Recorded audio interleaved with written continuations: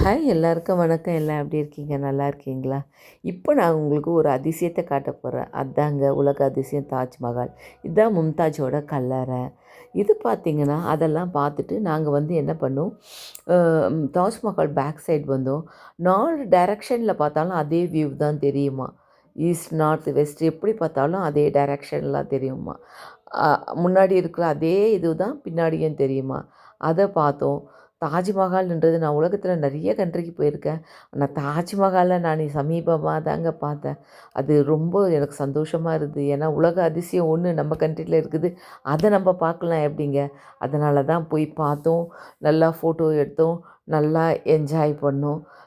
நாங்கள் டெல்லி போயிருந்தோம். அங்கேருந்து ஒரு நாள் வந்து நாங்கள் ஆக்ரா போயிட்டு அங்கே தாஜ்மஹால் பார்த்தோம். ஒன் டே ஃபுல்லாக ஸ்பெண்ட் பண்ணோங்க. மார்னிங் போயிட்டு நைட்டு தான் வந்தோம். ஸோ இதெல்லாம் முடிச்சுட்டு நெக்ஸ்ட் டே பார்த்திங்கன்னா டெல்லியிலே இருக்க லோட்டஸ் டெம்பிள் இதுதான். இது பாருங்கள் எவ்வளோ அழகாக இருக்குது. ஏதோ ஃபாரினில் நிற்கிற மாதிரி ஃபீல் இருக்குது பாருங்கள். அந்த கட்டிட வடிவமைப்பு பார்த்தா.